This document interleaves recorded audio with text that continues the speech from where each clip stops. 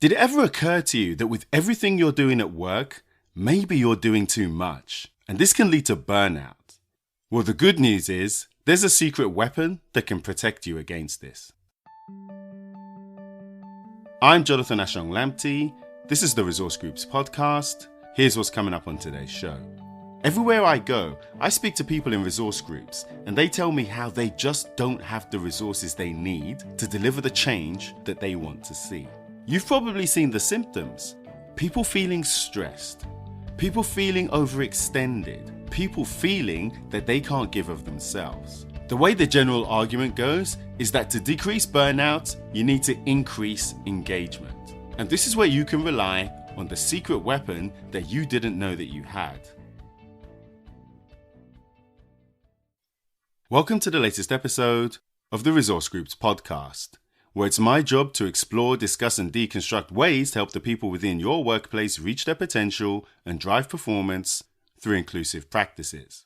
In simple terms, this means I'll be drawing from a variety of disciplines, trying to connect the dots in terms of best practices, habits and other important pieces of information that you can apply in your organization. In today's show, I discuss several things, including the reason why you may be headed towards burnout, how slowing down can support your inclusion goals, your secret weapon against burnout, and much, much more. We're also going to be continuing the conversation online in the Resource Groups community. That's where you can get a slide deck that summarizes everything that we talk about on the show. If you're finding this for the first time, make sure you check out the show notes to get details of all the reports and all the resources that are discussed in the show by going to resourcegroups.com/podcasts. That's resourcegroups.com/podcasts. That's also where you can get in contact to make any suggestions for the show, recommendations for future episodes, or just to learn more about what we're doing. I look forward to hearing from you and hope you enjoy the show. During the summer, lots of people take time off. Things generally slow down in the summer months. Not only is it important to take a break, but sometimes it's necessary. It's necessary in order for you to get what you want at work. If you're a regular listener to the show, there's a good chance that you're highly motivated, proactive, and productive. If you're involved in an employee resource group, it's likely that you've not only got high work demands, but you may have a lack of job resources. Everywhere I go, I speak to people in resource groups, and they tell me how they just don't have the resources they need to deliver the change that they want to see. Or they're working off the side of their desks because they've got a demanding job and they want to see a more inclusive workplace. If this sounds like you, then maybe you need to take a break. I really mean this, because high work demands and a lack of job resources are strong predictors of burnout. So what do I mean when I say burnout? And why should you care? Burnout is a metaphor used to describe a state of mental weariness. There are three types of burnout: emotional exhaustion, cynicism, and inefficacy. I won't go into each one here because when people talk about burnout in the workplace, they generally mean emotional exhaustion. Not only is emotional exhaustion the most widely reported form of burnout, but it's the most thoroughly analyzed. I'm going to provide a link in the show notes to a research study that talks about this in more detail, but it's really important. When I say emotional exhaustion, think of literally being depleted of the emotional energy and mental energy you need to do your job. Now, we've all experienced this in some way, shape, or form, but this doesn't get talked about enough in terms of employee resource groups. You've probably seen the symptoms: people feeling stressed, people feeling overextended, people feeling that they can't give of themselves. Not only can this type of burnout have a negative impact on your colleagues, but research has shown that it can be contagious. My experience is that people within employee resource groups are massively susceptible to emotional exhaustion. One of the key reasons is identity work. I've talked about identity work in a previous show, and this term was used to describe the way individuals negotiate the boundaries between their different social identities.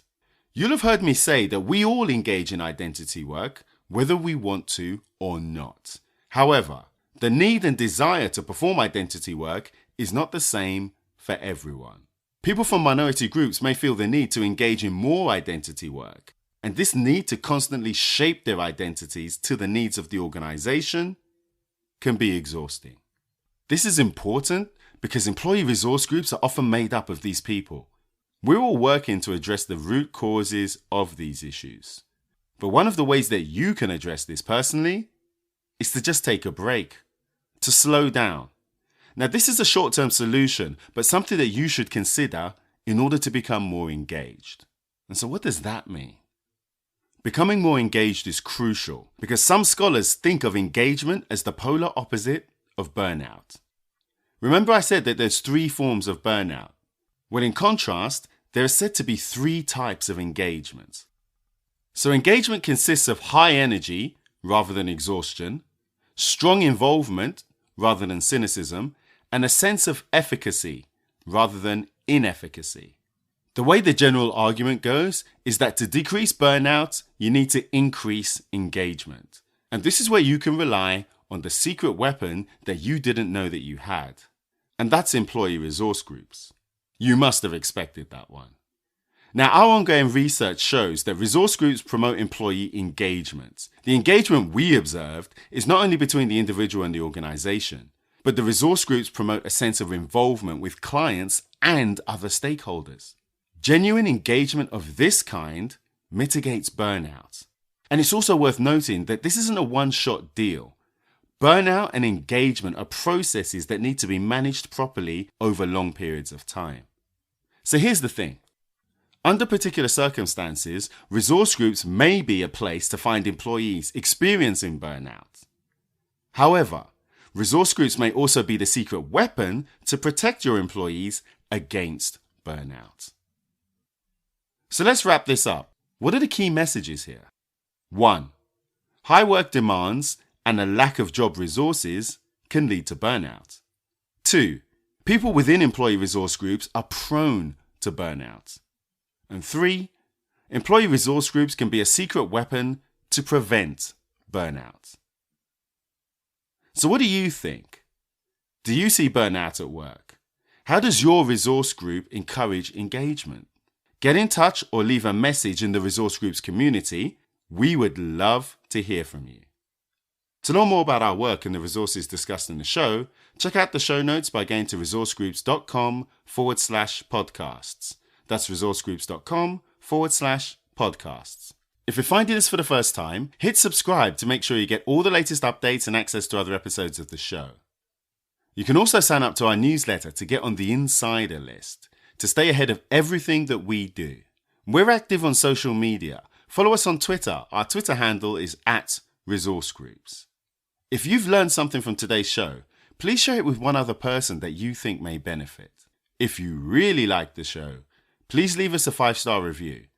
With your support, we can really take this show to the next level. Thanks for listening, and I will see you in the next episode.